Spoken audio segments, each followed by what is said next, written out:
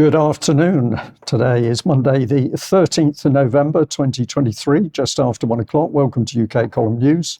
I'm your host, Brian Gerrish. I'm delighted to be joined today by Alex Thomson, bringing us Eastern Approaches from the Netherlands, and also Mark Anderson, who will be joining us from the United States. I'll just say as a start to this news that, my goodness, emotions are very high in this country. And of course, the weekend, a lot of people are focused on London to see what was happening.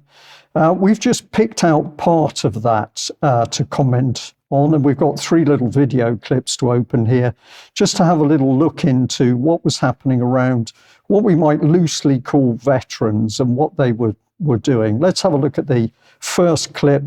Who are these people? Let's just think about what we're seeing here.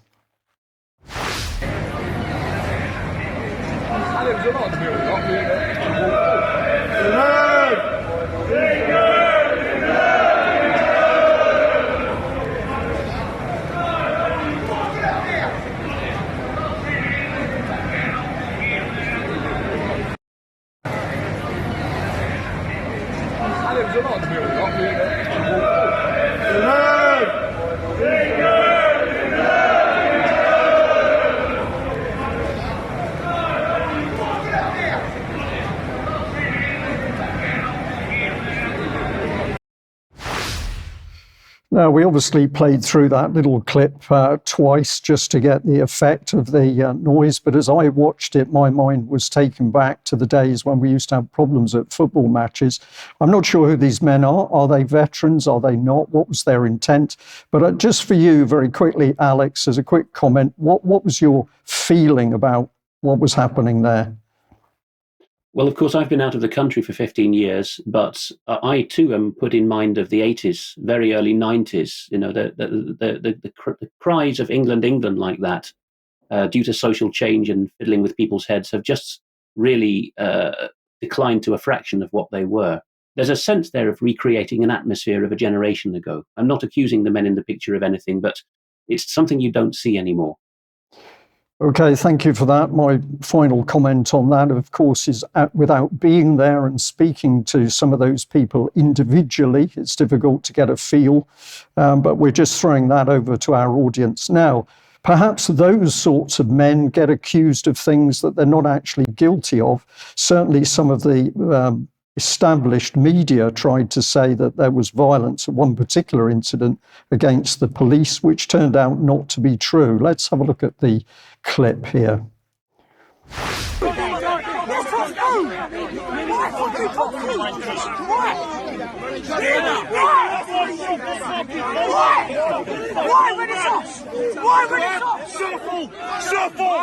Shuffle! Come on!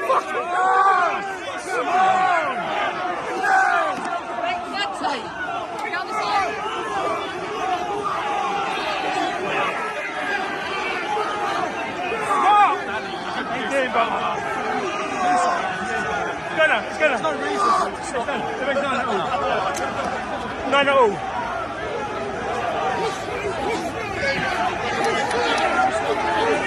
I know. People eating. Oh, they get it.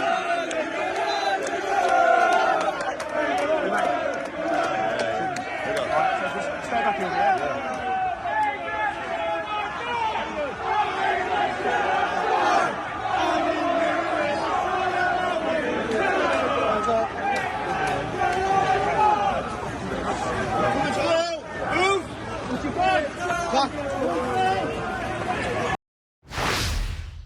Now, the key point here is that some of the mainstream media tried to say that the police were assaulted in that clip, although the clip itself shows the police were pushed aside, but I would say not directly assaulted. So whatever we think about that crowd, their actual actions might have been forceful, but overall we could say they were peaceful. But who are they? What was their real intent in being there? If they were passionate, are their passions justified? Are they frustrated they haven't got a voice? There are many questions to be asked, which of course the established media is not asking. Let's have a look at this wonderful veteran. I don't know this man's name. I'd like to know, but I thought that this was an absolutely fantastic little clip by a veteran. What a lovely morning in the nation's capital. Just arrived on the train, making my way over to Westminster. Now, if I was here as part of the Free Palestine march, not a problem. But as an ex-serviceman turning up today, I've been labelled as a far-right yob. That's what I've seen in the press this week. If you label me, you negate me. But do you know what? I'm part of the silent majority who is finding a voice, becoming less tolerant of people who are disrespecting my culture, your culture. As an ex-serviceman, I fought for my country. I buried my comrades, and although I'm not a religious person, the cenotaph to me is about as religious as it gets, and I won't have it touched in any way, shape or form. I won't have it desecrated. That's me. Alex, can we understand how that man feels? Do we disagree really with what he had to say there? I cannot disagree with anything that this Welsh veteran says. The cenotaph, with its 1920 inscription on it, "The Glorious Dead," to my mind, is desecrated by the people in the building slap bang in front of it, the Cabinet Office, the hub of the British government, who commit treason after treason on our armed forces and every other branch of government. But in a secularised and anti-intellectual age that we're now in, for which the media bears much of the culpability as well as the education system, this veteran is on the button. This is the last vestige of religion we have left, the 11th of November and the nearest Sunday.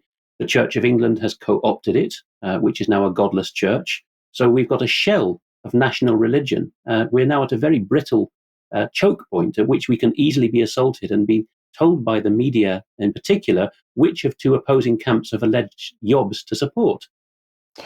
Alex, thank you for that. I'll just highlight, he said at one point, if you label me, you negate me. And of course, this is what is happening across the board. Groups of people who are really concerned for the right things are being labelled. And we're going to suggest later in this news programme that our own government is part of this labelling process. But let's just have a look at how the BBC dealt with matters. And we're being a little bit cynical here, of course, but the picture by the BBC was of fake poppies, and I think that's appropriate for a fake BBC. But here was how some of the reporting went. Sky News put out a breaking where people were supposedly assaulting the police. That was untrue, and that post was deleted. We also had what I've called the Nazi trope here, rise of the new Nazis. So here are people inflaming the whole thing without looking at the wider process. And then this one I've called inflammatory piousness, where we're back to GB News, where we have a spokesman sort of saying that basically no idea why there should be any of this trouble in the world, because of course we, the UK, are doing all the right things. It's all those other nasty people out there. So a little bit of reflection on that. But we also had other social media messages. This is the sort of emotional one for me. The man, obviously in the First World War, nearly at breakdown point. Somebody says this man would have been deemed a far-right racist, and they're absolutely on the button. This is more thoughtful. Somebody is saying maybe it's time to admit we're being governed by criminals. And this one here I'm calling uniform, because what it's really saying is we're right, support our poppies, support our war heroes, but if you're not wearing a poppy, you're not really doing the job. So lots to think about. Now, I tried to go in a different direction over the weekend for the UK column. So I put out a particular tweet. Our viewers will notice that I used the same video clip that I used on Friday. But I said, we remember our own and we remember all those who've died and are dying in conflicts around the world. Surely they would all want the violence and killing to be stopped. And it's our duty to make the peace a reality. Are you strong enough to stand up and call for that peace? And that is the UK column's position. It is peace. We put out the video clip, and we also changed that slightly to reflect it's not just our gardens, the poppies grow in the fields. And I did have some really wonderful feedback. But have a look at this that was posted underneath. Well, first of all, Tommy Robinson appeared on my Twitter feed, if you like. But a particular gentleman here said the British police tried stopping us from getting to the cenotaph, but we succeeded. He went on to talk about something else. Let's have a look at it. The British are the enemy within. Just look at this. They have destroyed England. I utterly despise them. So I asked this gentleman, who are the British? The next post was the British do not exist. This is a union created by Fabian Tories. So 1 minute it's the enemy within, the next minute they don't exist. So I asked my question again, and of course the response was silence. But what we're seeing here, of course, is deep division being created within our country. And here is the break, British English. What does this really mean? And the only thing I will say is that this particular veteran, I absolutely agree, he's correct that he's seeing that corruption is the problem. Alex, I'm going to pass it back to you, but we've got to be very careful of our time. Yes, my mind goes back to my native Bedfordshire and the year I left Britain, 2009. Tommy Robinson, whom you mentioned, real name Stephen Yaxley Lennon, had a core of really concerned people around him at the time. There really were some Luton Pakistani Muslims yelling British soldiers go to hell and desecrating that town's cenotaph and everything that Armistice Day stands for. Whatever happened since shows the co-option of that. But we see the same in the other protests. We see many, very, very many people, as you covered on Friday, very concerned about Israel's strategy and tactics in the Gaza war. And they also are tarred with the same brush as the extremists in the crowd by the media. But let's go on to consider what happened at the cenotaph. Here we've got Morgoth's review written in the northeast of England by, I would say, the leading ethno-nationalist thinker of roughly my generation. And here he has a very pertinent point to make. He's well aware, not least because of our coverage of Mindspace emanating from that very cabinet office in front of which the cenotaph is built, for obvious reasons. And he says the British government has been confronted with a rather sticky geopolitical situation.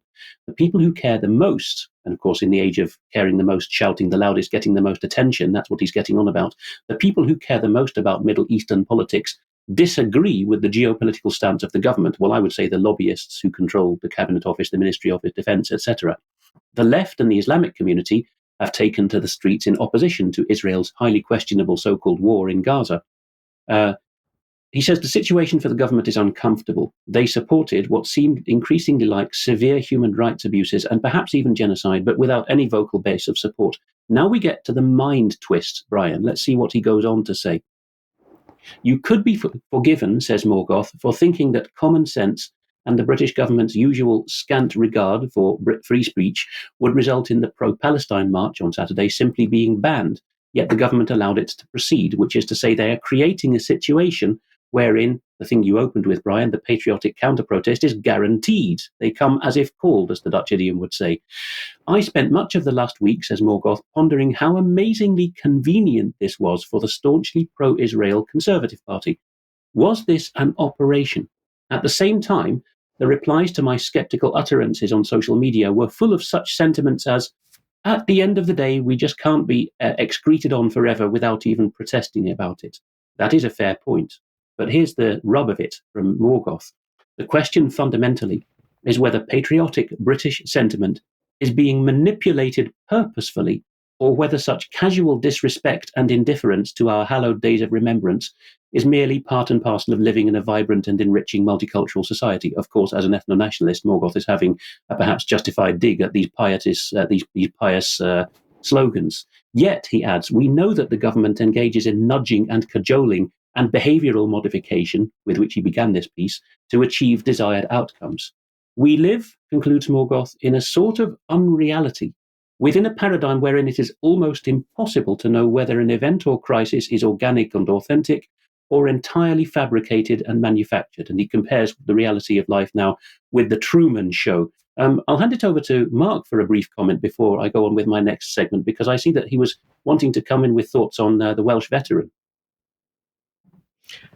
I was reminded of a book by Peter Hitchens called The Abolition of Britain. And I was digging through my files and I found a review I wrote for it in an Indiana daily paper back when I was in the conventional press. And I think while I didn't agree with all of Peter Hitchens' points, I think we're seeing some of the main points come true here. It's as if Britain itself is being abolished. Yes, and again, the time frame for that is about 2009, the time I left GCHQ, and the time that the EDL was set up on perhaps valid concerns. We see a lot of things going back to that time, and of course, it was the time of the changeover from an allegedly socialist government to an allegedly conservative government, about which more anon, because Mr. Cameron features later, who was Prime Minister from 2010 onwards. Well, a very important article indeed, which has gone up on our website, is going to be the feature of the next segment. And I urge our viewers to break the habit, perhaps, of just viewing and really pore over this article, print it out or read it on a device calmly, have it read out to you by somebody or by a computer, and really digest it. He's asking in the Constitution section of our website, which is a unique strength of UK Column, I would say, he's asking regarding war powers, because the next stage is committing troops to Israel, of course.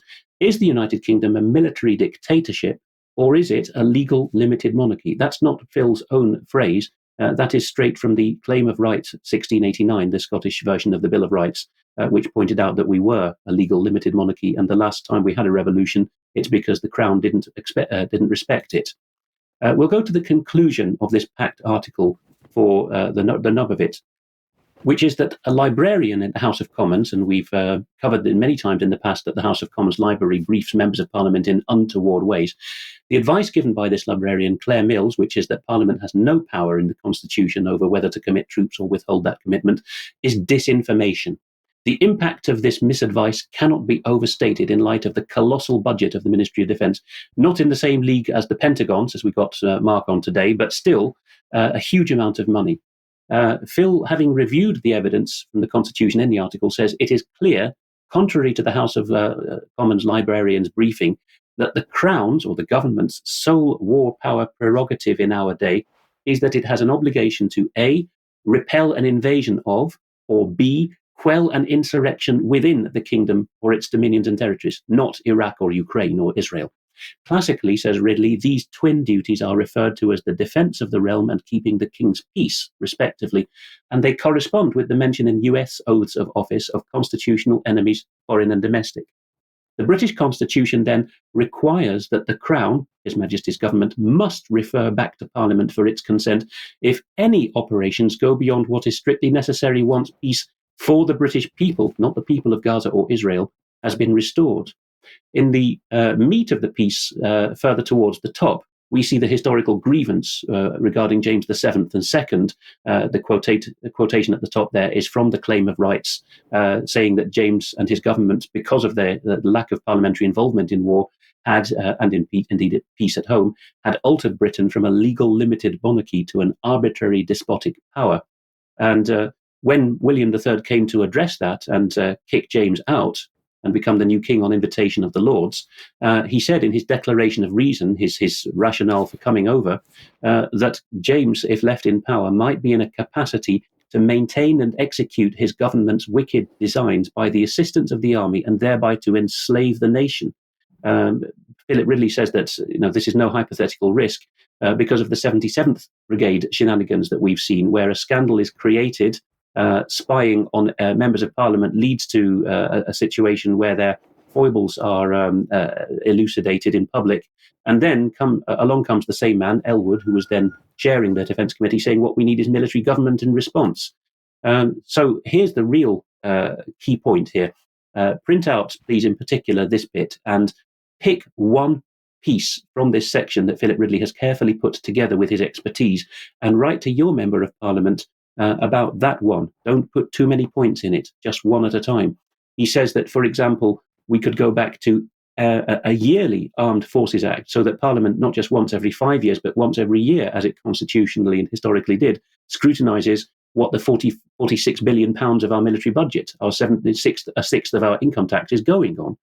He says Parliament could legislate or rather make better use of its Defence Committee. It could have subcommittees looking at nefarious areas of warfare rather than just one big blob in the Defence Committee itself. He says that Parliament should be asking about robotics and artificial intelligence and space weapons. Now, with China and Israel getting in on the act, we are in the age of space weapons, let alone the US Space Force, which is very secretive about what it does. But Britain's in there too. Phil says, crucially, that only Parliament, forget what their librarians tell you, which is proven wrong in this article, only Parliament can carry out this scrutiny, because it's by statute, which is Parliament's domain, that we have classification of state secrets. Parliament can overrule a classification, set it aside, quote things in Parliament with the Speaker's permission without being tried for giving away state secrets. And he points out that 77th Brigade's role was exposed largely by UK Column, and that this may have led to Tobias Ellwood resigning from that role on the committee. So plenty of detail there that needs to be got out. And I just implore people to select one of those points and ask their member of Parliament, why aren't you doing this? And don't be satisfied with a fob off. As we often say, go to the constituency chairman or chairwoman of their party that put them in the post if they tell you to get lost or don't reply, and say, I am not satisfied with this failure to engage with the electorate. Alex, thank you very much. Did you have one further? I think you had one further slide to cover. Yes, this is quite important too. Nobody will confirm nor deny, says Phil Ridley, whether Ellwood was in active service with the Army when he was chairing the Parliament Defence Committee. And this reminds us of Mike Robinson's opinion piece. I think it's still on the homepage under Editor's Choice. Members of Parliament are not entitled to a private public life. This is another of the things that we'll be told, go away. What our defence ministers and members of Parliament do behind your back is none of your concern in foreign combinations. Read Phil Ridley's article. There's enough historical precedent to show that up for the bunk that it is. Okay, Alex, thank you very much for that. Well, I'll just say that UK Column News today is encouraging people to think that groups within society are being played. Let's go back to the UK Columns Report 2015 and have a look at what we were talking about. So in those days, we were allowed to quote Russia Today. It came from Russia Today, but the information was correct. The headline was Degrade, Deceive, Discredit, Psychologists Condemned for Aiding GCHQ manipulation techniques. Struggling over that one, apologies. And this was the depth of it. We had a psychologist, Mandeep Dharmi. Psychologists work for GCHQ Deception Unit inflames debate amongst the peers. And a little bit of information on it is that what was this all about? Well, the words tell us discredit, promote distrust, dissuade, deceive, disrupt, delay, deny, denigrate, degrade and deter. So these are not terms to bring people together. These are terms to split people. Initially, we were told this was techniques to be used on our potential enemies or enemies. But of course, what then became apparent is the very same techniques were going to be used on domestic groups that the government didn't like. So UK Column warning people that this was going to happen back in 2015. And GCHQ apparently said the agency is aware of the responsibility comes with the nature of its work. And in addition to the legal accountability, we also take ethical considerations surrounding our mission seriously. Alex, I'm just going to give you 10 seconds, but when I read that paragraph now, I want to cringe and I want to laugh because I can't take this statement seriously. Thousands of people working at GCHQ in my day in the 2000s did take it seriously. Not all of them were naive, but I wasn't aware then of the deceit that goes on at the level of legal advice and the parliamentary and cabinet office hobnobbing that goes on there.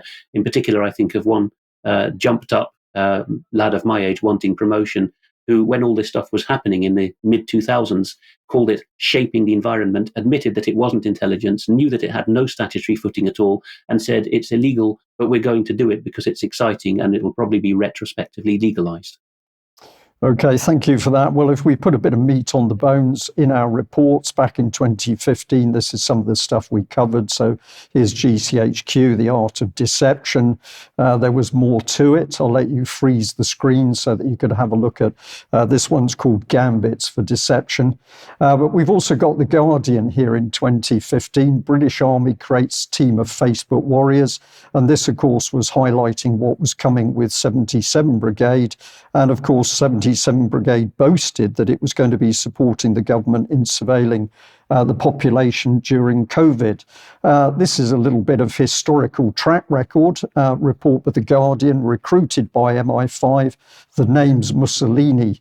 Documents reveal the Italian dictator got a start in politics in 1917 with the help of a £100 weekly wage from MI15. I think we'll talk about this a bit more in extra time, but the point I'm making is, can we trust our own government? And it appears historically and in the present time, no, we can't. Here's another article that we reported about a summit at a discrete location. And we've got big names. So we've got Apple and Google meeting with former CIA and also GCHQ personnel. Of course, no minutes of the meetings. We've got to simply trust these people. They've got their best interests at heart for us. We go on. We had the government clamp down on free speech in Leveson. And at the time, we highlighted in Mr. Leveson's work that an email from myself had turned up in the trial bundle in reference to a case involving the former head of Scottish law, Eilish Angelini, and I asked if that was hacking. And of course, if we think back, UK Column's also given a lot of detailed comment about warnings by the Chief Constable of Devon and Cornwall in this place, where he said it's fatal to let the Secret Service into the area of ordinary crime. So we've got fully qualified people desperately worried at the encroaching power of the state and secret services. Again, I'm going to let you freeze the screen on this, but here we're also warning about the UK government's involvement in torture in Guantanamo Bay and elsewhere around the world. But we, the population, are told to trust our government. And if I just bring in this one, this is the web around David Cameron at the time when we had child abuse exposure coming in UK. But it was very clear that far from working to bring the child abusers to account, it appeared the government under David Cameron was almost working to close this down. So in the little diagram there, you can see some of the links. But remember that MI5 was in the sidelines and had also taken steps to make sure that no bad reports had come out about child abuse. But the point we made back in August 2015 is that David Cameron was responsible for the UK intelligence machinery as a whole. And where does that take us? We warned very clearly with a cartoon, of course, who the domestic terrorists were. But look at what we said. The media would be gagged. There would be secret courts. The NHS would be wrecked. The military would be betrayed. The paedophiles would be protected. The police threatened. Genocide overseas and banking fraud. And the key issue with Mr. Pickles on the right was that he was claiming big society was for our benefit. And we said, no, that's not true. This is increased state control. Where does that take us to, Alex? This morning, there's been a bit of a bust-up, in fact, overnight, in the front benches of the British government. Out as Home Secretary has gone Suella Braverman, apparently because she was narky to the police over the cenotaph issue. And so a lateral move by the gentleman on the left, James Cleverly, goes from being Secretary of State for Foreign and Commonwealth and Development Affairs back to, or not back to, but over to Queen Anne's Gate, the Home Office. This leaves a bit of a gap for Foreign Secretary, including the huge development budget now, which we're very concerned about at UK Column for its what it's used at. So former Prime Minister David Cameron, rather unprecedentedly, is coming back, not as Prime Minister, but as something slightly below that, Foreign Secretary, for which, of course, because of our parliamentary conventions, he had to become a parliamentarian again. He's resigned his seat as a member of Parliament, as did previous members of Prime Ministers who left in a hurry, like Blair. They didn't want to see out their terms. So Cameron did resign, but he's now been given a baronetcy by the dint of the Prime Minister imploring the King So one wag has suggested that he will take the title of Lord Cameron of Ham. I'm not sure what his title will be, but watch this space, because our constitutional writer, Philip Ridley, will be educating our audience with some vital further points on this. Why is it that everyone who is a minister of the Crown has to be a parliamentarian? The last Foreign Secretary who wasn't an MP 40 years ago was Lord Carrington, a very questionable man. But since then, the convention's been you have to be a member of Parliament. So the Foreign Office will only have a junior spokesman in Parliament, in the House of Commons. Thank you, Alex. Well, extraordinary and I'm going to say frightening that Cameron should be coming back into politics. But we've also had rumours that Tony Blair was going to be the ambassador for peace for Israel. So that should fill us with combination. Now, let's bring Mark in. Mark, you're going to talk to us about decarbonising the world. Indeed. Just one moment.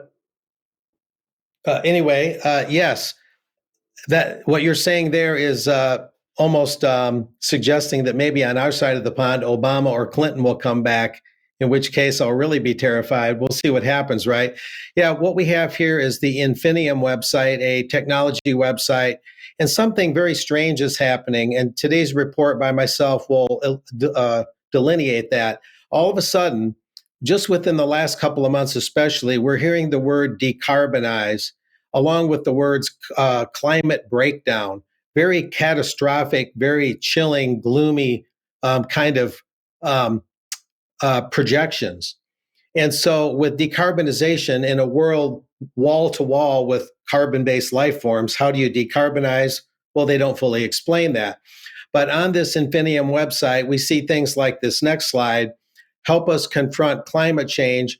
More than 25% of the world's harmful CO2 emissions, CO2 being a gas of life, are generated by planes, ships, and trucks that move goods and people around the world. Well, that's extra CO2, they say, from these emissions. Reduce global transportation emissions, 8 billion tons of CO2, reportedly, are emitted annually into the atmosphere by global transportation. Well, that's the global free trade system and impossibly long supply chains that the globalists themselves, who protest climate change, have put together. So this is their own trade system, in a way, coming back to haunt them, you might say. Now, in this context, we're hearing that the answer to our prayers is something known as e-fuels. And this is also something that, while not unheard of, is being trumpeted as loud as possible just in the last couple of months. E-fuels, as this slide shows, are otherwise known as electrofuels. And they're a class of synthetic fuels, a type of drop-in replacement fuel. They are manufactured using captured carbon dioxide or carbon monoxide together with hydrogen obtained from sustainable electricity sources such as wind, solar, and nuclear. The process uses carbon dioxide in manufacturing and releases around the same amount of CO2 into the air when the fuel is burned for an overall low carbon footprint. That's the holy grail of achievement there, low carbon footprint, as we all know. Electrofuels or e-fuels are therefore an option for reducing what are called greenhouse gas emissions from transport, particularly for long distance freight, marine, and air transport. The primary targets are methanol and diesel, but also include other alcohols and carbon-containing gases such as methane and butane. Moving on from there, we see another twist in the story. Nearby here in Illinois, a couple states away from where I'm at, Western Illinois to be exact, we have Illinois farmers and environmentalists, this is a Chicago Tribune article, a very recent one, celebrating the defeat of a $3 billion CO2 pipeline. CO2 pipelines, I wasn't aware there's too many of those in the world. And moving on from there, to explain this just a little bit, this is the farmer shown in that Chicago Tribune photo. When Steve Hess learned about a plan to send a $3.4 billion CO2 pipeline through 5 states, and his corn and soybean fields, in Western Illinois, the 68-year-old farmer knew 2 things. He knew that he'd have to fight the project, which he viewed as a threat to his family's health, safety, and property rights, and he knew it wouldn't be easy. Initially, Hess, who owns farmland that has been in his wife's family since 1869. He farms that land, thought the odds of beating out the Navigator CO2, an Omaha, Nebraska-based company backed by the international investment giant BlackRock, were slim to none, an assessment borne out when a local lawyer warned, there's no way you can fight this. So we have BlackRock, which is typically marching to the climate change hyper environmentalism tune behind a CO2 pipeline, which is rather ironic. But less than 2 years later, we read on, Hess and his allies, a coalition of farmers and environmentalists across the Midwest, are celebrating an October 20 announcement very recently that Navigator has abandoned that particular pipeline plan. We're going to have a party, Hess was quoted as saying, speaking by phone from his tractor. There are so many people on that team that work so hard, and we have thrown so many stones at a proverbial Goliath here. It's really gratifying that our work paid off. Now, as we read on, things become a little more surreal. And here we have proposed as a way to combat climate change by capturing planet-warming CO2 emissions at Midwestern ethanol plants. So CO2 is captured at ethanol emissions, and they're transporting the CO2 via pipeline, and get this, and burying CO2 deep underground in central Illinois. The Navigator project was positioned to receive as much as $1.3 billion a year in federal tax credits under President Biden's Inflation Reduction Act. So get that, harvesting CO2 from emissions from ethanol and actually sending it in a pipe only to bury CO2 underground. This is just amazing. And again, this is all very relatively recent developments that we've barely heard of. And so this is what we're seeing. Meanwhile, we have another aspect of this. And in this next slide, we have the father of global warming. He's known as, in fact, as the godfather of global warming, going back to the 1980s. And this is a Associated Press headline. Pioneering scientist says global warming is accelerating. Some experts claim some experts call his claims overheated, And there's a picture of James Hansen, the godfather of global warming. But he also said in another paper that he wrote, which has been quoted widely, that even decarbonization now isn't enough. So we're seeing a development of technologies and different actions and different pursuits that are really showing that they're really ramping up the overall climate change narrative in ways that were not very common even just a few months ago. And Mr.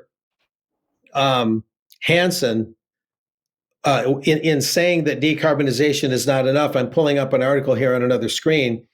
He says that we need the rapid phase down of CO2 emissions, requiring a rising domestic carbon fee with a border duty on products from nations that don't have a carbon fee.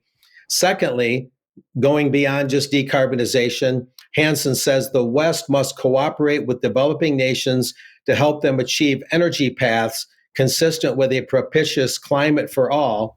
And thirdly, Hansen believes that increased global warming will bring dangerous consequences. So therefore, he argues we should research and develop temporary, purposeful actions to address Earth's now enormous energy imbalance. And he says that imbalance, and get this, the imbalance comes from the fact that we've cut down on other pollutants, particulate matter and things like that. And the air is actually cleaner. But he says the ironic consequence of that is there's less particles to reflect solar radiation back into space. Therefore, with cleaner air, now supposedly we have more global warming. So these are a lot of the contradictions and ironies that are coming out around this issue, but they're really ramping up the narrative on climate change and global warming overall. Thank you very much. Thank you very much for that, Mark. They're ramping up the rhetoric. Could this be that their argument is starting to come undone? We'll stay on the case. Well, we'll say to our audience, if you like what we do, please join UK Column. please become a subscriber, because of course it's the subscriber base that keeps us going. We can only do what we do with your financial support, so have a think about that. And of course, you can join in the community. You can also help us by purchasing something for the shop. And also, we just like to point you at the annual lifetime membership, which you can buy as a present for somebody else and encourage others to get involved with UK Column. So you might like to think about that. And of course, we say, please share the information, because the whole point of what we're doing is to get the word out far and wide. Now, we've had a number of emails over the last few weeks. Some of them are quite tough, and we're big enough to take those tough emails. But I just thought I'd put one up today where somebody was giving us some praise. And Mike Walsh says, very powerful show yesterday, Brian. UK Column is simply the best news programme out there. Wishing you and your family best wishes for this Remembrance Weekend. Well, of course, we don't think that we get it right all the time, but I am echoing back a big thank you to all the people who are sticking with us in these rather emotional times and giving us some credit for what we're doing. So, Mike, thank you very much for that. I'd also like to remind people we've got a very good interview with Roger Meacott, the vet. This is Debbie, coming out at 1 o'clock on the 14th, so watch out for that one. And I'd also just want to say a big thank you to people who've continued to send me lovely emails in support of Sam, this lady who was trafficked and then had her children taken. And I just wanted to highlight that if you go looking at migrant families being targeted, what you see is a pattern. It is not just UK, it's happening in other places. So on screen, I've got migrant families in Sweden accusing social services of kidnapping their children. And I can overlay that within Norway. Unjust social services target immigration families. And of course, why do they target the immigrant families? Because they're inherently vulnerable. Now, where does that take us? I think it takes us back to you, Alex, and Ukraine. And just on the matter of migrants being targeted, the Smirnov family, ethnic Russians from Latvia, had their children stolen in the Dutch province of Gelderland by the local privatized so-called youth care facility. And that case was taken all the way up to the European Parliament. And in the same time frame, the same victim state, Latvia, had a meeting between its embassy in London and the family court, as we reported at the time, protesting vigorously that their nationals were having their children targeted for stealing. Now, in Ukraine, things are getting very desperate on the battlefield. In a moment, we'll have some quite harrowing video clips just to pre-warn people if they want to look away. First of all, though, the New York Times has this rather striking image of a group of women aged between their 20s and their 40s being trained, all volunteers, of course, doing it in their spare time, in how to set booby traps using grenades and trip wires. Here's the New York Times' banner for it. If not me, who? With so much in the war against Russia hinging on refilling the ranks of soldiers, we see that they're scraping the bottom of the barrel with conscripts now. Efforts are underway to draw more Ukrainian women into the army. And they quote a woman of the remarkable age, really, for volunteering, of 46, Olha Bakhmatova, who says, okay, there's something wrong with you, whether man or woman, if you want to fight in the trenches. But now she says, I understand. I read that, Brian, as now that the mind control has worked on me enough, I have had my opinion flipped. And she suddenly gets it. If not me, then who? Then go and volunteer. Now, this leads to quite horrendous things going on. There's no blood or violence in the first clip, but it's just psychologically harrowing. Here we see the first confirmed footage of Russian forces in Ukraine taking a pregnant Ukrainian soldier captive. Оружие есть?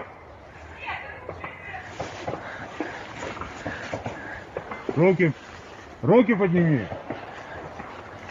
Пойдем только медленно, не спеши. Серега, контроль. Не дергайся.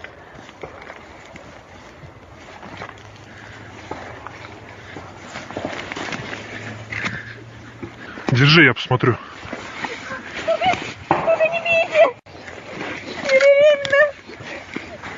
Ты что тут забыла, беременная?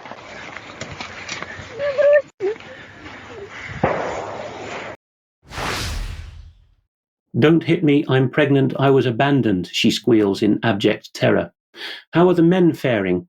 Well, the next clip, I'm afraid, does show death, so be advised.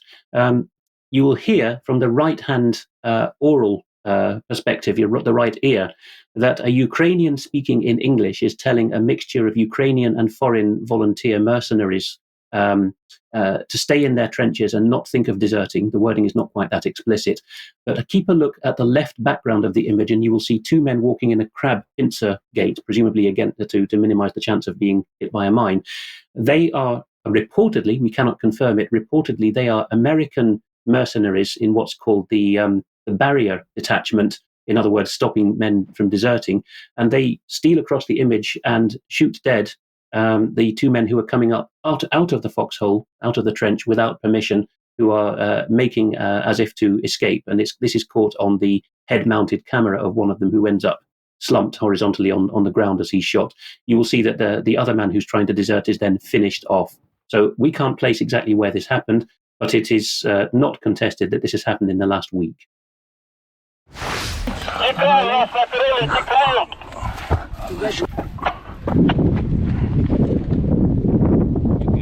So Gareth, Okay, guys. go. Whoa. Are you okay? Anybody wounded? No way here, minefield. Go back to the position because there is a cosmic. Go, hold back, hold back. Stop!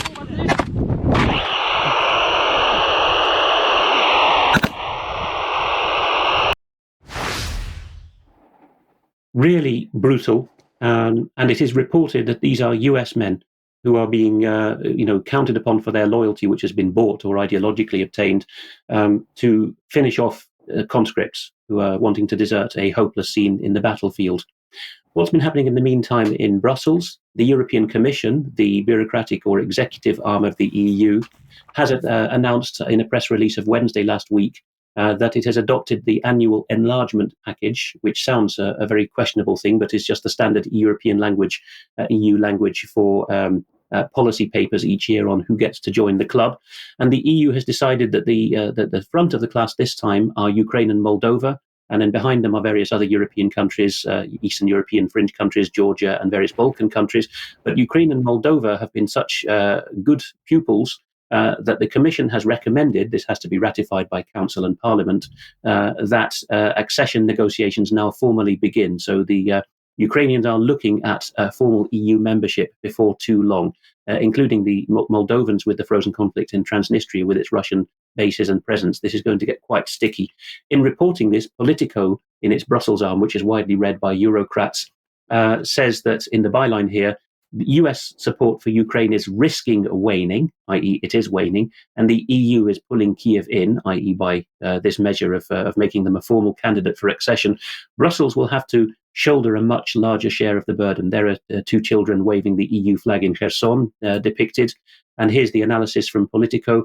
While the EU is pulling Ukraine closer, the US is loosening its ties. Washington is shifting its foreign policy focus to the next war in Israel, and the US Congress was divided on supplying more aid to Ukraine, a very hot potato recently. Where does this leave Zelensky? Well, in picking up something that's been reported by Sputnik, which is, of course, a very partisan source, the Asia Times, based in Hong Kong and Thailand, is reporting there is a growing consensus that the West wants to replace Ukraine's president. Larry Johnson, well-known ex-CIA commentator, says that CIA and MI6 are already setting Zelensky up for a fall. Either he will be forced to call elections and happen to lose them, as it were, massaged loss, or if he says niet to that, he will be replaced in a Maidan-style upheaval, which, of course, Ukraine suffered at the hands of Britain and America nearly 10 years ago. There's been other things going on very quickly, such as that Major Gennady Chastyakov, who is the right-hand man of General Zaluzhny, who is in the running apparently to be the next anointed successor on behalf of the West. That right-hand man of General Zaluzhny was blown up in a very suspicious grenade incident, which was put down to an accident with his son's birthday present. And this would have been the man coordinating General Zaluzhny's march on power, as it were. And it just so happened that The Economist, mouthpiece for the British deep state, got a long interview featuring the virtues of General Zaluzhny recently. So that could be the way that wind is blowing there. At the end of this segment, Zero Hedge, picking up on the Washington Post, a big establishment newspaper in the US, of course, reports, and the show notes will have the link to the Washington Post piece behind a firewall and also to the Zero Hedge cover story, that the Washington Post has dropped a bombshell on the Nord Stream issue. Now we've got the naming of a colonel, Roman Chervinsky, as apparently the Ukrainian special ops man who oversaw this. Whether he's a fool guy or not, it remains to be seen. But one of the system papers, the Washington Post, has decided to finger him. And this could again be down to this deniability that Zelensky could say, I didn't order Nord Stream, but Chervinsky, being one of Zaluzhny's men, could be then set up for the fall. Alex, thank you very much for that commentary from people watching UK Column News today. Is it's so difficult to keep up with what's happening in the Middle East and Ukraine. And of course, this is part of it, isn't it? How do you control the mind of the population? Well, they're confused. They don't know which bit to look at.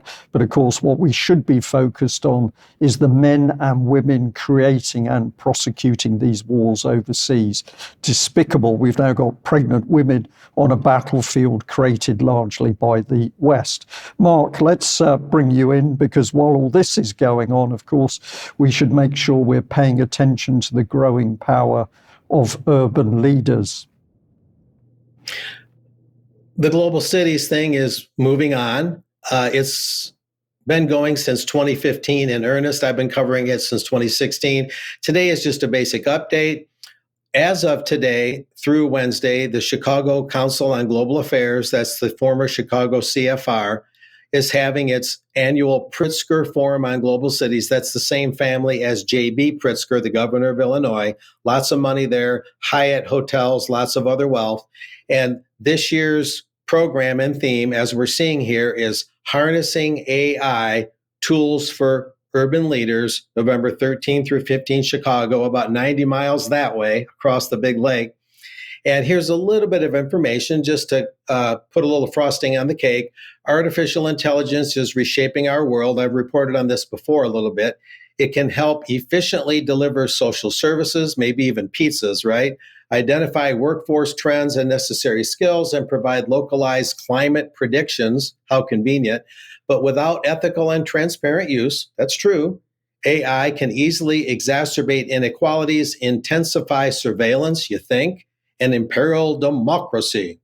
Now it's incumbent upon leaders at all levels to internationally leverage AI's potential, intentionally leverage, rather, AI's potential and internationally for the good of society and the planet.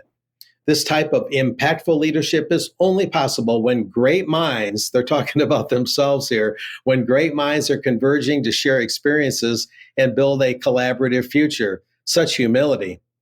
That's why today, tomorrow, and Wednesday, the Pritzker Forum on Global Cities will host Harnessing AI Tools for Urban Leaders. Do not miss this opportunity, etc. And if I can't get there in person, say tomorrow or the next day, I believe they're going to live stream it.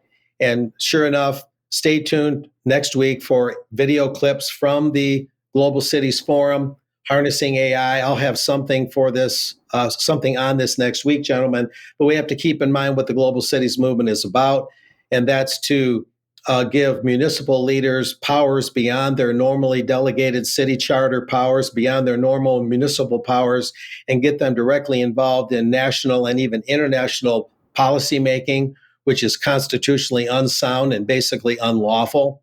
So there's a lot going on in terms of bending the rules of civics and bending the rules of constitutions going on here. And that's the bigger picture. And then we just look at the individual topics being discussed and how the dynamics work. So much more next week. Okay, Mark, thank you very much for that. And something very much for our audience to keep their eye on this growth of the rules-based international order and the power that's now being given to the city-state over and above the sovereign nation-state. Alex, let's bring you back in, and the subject's Washington and matters around Washington. Just down the road from Washington, D.C. Is the closest thing the United States has to a city-state, the mini-state of Delaware, not quite as small as Rhode Island, but one which has decided to turn itself into a special kind of jurisdiction where all kinds of nefariousness and tax breaks happen. Well, it's run by the DuPont clan, originally French manufacturers of chemicals and armaments, many accusations of an eyebrow-raising kind about that family. But the Bidens moved from Scranton, Pennsylvania in Joe Biden's father's time to Delaware for work. And Zero Hedge, again, doing its service of picking up on what the Washington Post is saying behind its paywall, correctly reports on this as follows. As the mainstream media turns on President Joe Biden heading into the 2024 election, the backstory to that is that the Obama clan, I think, wants him gone because he's an embarrassment. The Washington Post decided to bring to prominence a little-known connection between the Bidens and the DuPonts, which I won't go into. It's a yawnsome detail of how the social climbing Bidens managed to get themselves into an exclusive East Coast golf club. But how does Zero Hedge headline this? The Biden-DuPont nexus, from a prestigious golf club to a controversial child rape plea deal. Could this be the next thing that the US system press is allowed to find out about? Zero Hedge is already. This isn't in the Washington Post piece that they picked up on. But when Beau Biden, Joe Biden's son, was state attorney general in Delaware, he gave a plea deal in 2009 to the DuPont heir who was accused of raping his own toddler daughter. A 20-year sentence was wangled down to a no minimum prison time statement on the basis of fourth degree rape. Now, of course, Biden Jr. claimed afterwards it was a shaky ground for the case, and that he probably wouldn't have got the conviction through court. But given the amount of connection and social climbing between the families, who knows? These things are now allowed to be noticed. Now something about the banning of Dutch and German parties proceeding apace. Forum for Democracy, this has just come through in an email as a press release. I'm just pointing this out for the sake of the constitutional matters here. They're finding that their members of parliament are now accused of breaking House rules, which the House internally has set on its members for the carrying out of second jobs. And Forum for Democracy has said, no, we declare everything we do to the tax man. And at the bottom in red, they have put the key point, which is that on a matter of principle, our members of parliament only give accountability to the electors, not to cartel members in parliament. And they say that there's no constitutional basis whatsoever for these so-called House rules on good conduct. Same things are happening in the British Parliament and other parliaments as well. Over in Germany, a second of the 16 German federal states, this time Saxony-Anhalt, has decided that its equivalent of MI5 or the FBI, the Verfassungsschutz, is going to announce, in the way that the Germans do, they call it out from the rooftops, that these people are now suspects and under surveillance. They deliberately aren't secret about this because it's a measure to terrify the party and would-be supporters. So they're now, besides Thuringia, a neighbouring state, both of them are in eastern Germany where the AfD is much more popular, they're now under surveillance. But look at the poll here, carried out for Bild, a very mainstream newspaper, by the polling agency Inter. It just so happens that on the eve of this announcement in the state of Saxony-Anhalt, AfD had edged out the system conservatives, the Christian Democrats, to overtake them to first place in polling. I'm sure there's no particular connection there, Brian. Okay, if you say so. I think there was another image to come up on that one, Alex. There is, yes, because this has gone a lot further. People will remember the Holocaust survivor Vera Sharav, who spoke a lot to Rainer Füllmich, who is now in German detention. And as reported in this blog, in August 2022, as the press clipping here shows, that Vera Sharav was already accused of trivializing and denying the Holocaust, or Shoah. And this charge was outstanding from then, because she had said, I can see the Third Reich at work in what's happening in COVID. So Uwe Auschner is reporting that the Bavarian prosecutors, very similar to what happened with Forum for Democracy's Dutch MP recently, Gideon von Meyer, and as I reported last time I was on, they sat on a charge like a sword of Damocles hanging over him for more than a year. And in this case, it took them an alleged 15 months to translate back into German a speech that Vera Sharav gave in very clear English about her fears for the return of the Third Reich, even though a German translation was available online at the time she gave the speech. And the Nuremberg police went through all the rigmarole of saying, of course, we need an official translation, and it took 15 months. Remarkably, as with von Meyer in the Netherlands, so with Sharav, the charge suddenly gets trotted out and whacked at her, and you must come and answer questions just at a time when the German opposition is gaining traction.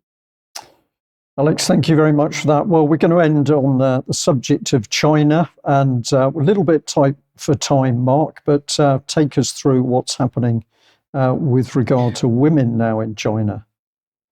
Once again, ironies abound, gentlemen. China, long known for being overpopulated and having its one-child policy, is now, as the U.S. propaganda belt Voice of America, VOA, is reporting, China is now facing a demographic crisis. Reading a headline, facing demographic crisis, China pushes women back into the home. The implication being that they're being coercive and making women put on the apron by force. Is that true? Hard to say. Very briefly here, Zhang Nifeng works for a Japanese company in Beijing, married 12 years. She and her husband don't want children. So the VOA is talking about a particular couple that's focused on their careers, making money and enjoying life. They enjoy the freedom. They don't want children. Yet, Chinese leader Xi Jinping has in mind for women something different due to the economic consequences of a rapidly declining birth rate. Same thing's happening in Japan. I've been reporting about that, among others. According to statistics from China's National Health Commission, China had 9.56 million live births in 2022, and that's a 10% drop from 2021, setting a record low and ushering in China's first decline in population growth in 61 years. Moving on from there, in 2022, about 6.8 million couples registered for marriage, half of the number in 2013. And the lowest level since official registries began in 1986. Speaking at the 13th National Congress on Chinese Women, October 30, the Chinese leader said China must actively cultivate a new culture of marriage and childbearing. Very conservative sounding, almost Christian sounding, right, by the communists. He said it's necessary to do this to strengthen guidance on young people's views on marriage, childbirth, and family. He believes that needs to be done to promote all this, et cetera, and to look at fertility support policies, improve the quality of population development. So the state is getting at least somewhat involved in wanting to increase the birth rate. And this is, as I note here, a complete reversal of China's long-held one-child policy. I'll let there be a screenshot there for those that want more data. Let's move on, though, to do a little bit of a contrast. Let's go on to the next slide. Beyond this one. Meanwhile, the U.S. population is finally growing again, we're told, but not because Americans are having more kids. Indeed, very much the opposite in the so-called Christian established nation of the U.S., very much the opposite has been happening. And we see now that Roe v. Wade didn't do so much to trim the outright killing of children through the abortion industry. Here we have New York Times reflecting the Guttmacher Institute. To the left, we see around 465,000 abortions were recorded across 50 states and Washington, D.C. in 6 months of 2020. Remember, Roe v. Wade was overturned in June of 2022. And then by 20, here we have on the right, around 11,000 abortions were estimated across 36 states and Washington, D.C. in the first 6 months of 2023. So moving on from there. I'm not sure where that one takes. I think that takes us on to Alex. We're going to have to end there, Mark, actually, if you like, just to give us a very quick summary comment. But basically what's happening is the U.S. is going the opposite direction of China and decreasing its birth rate to near zero while China is trying to increase it. And the abortion industry is going full tilt with something like a total of 500,000 abortions so far in 2023 alone in the U.S. So. Okay, Mark, thank you very much for that. We must end the news there. I'm just going to say as a little bit of a summary for our audience, please have a think about what is happening around us and why. We need to think with some depth and detail about what's happening, who's creating it and why are they creating it. We might ask ourselves, are they creating a better world?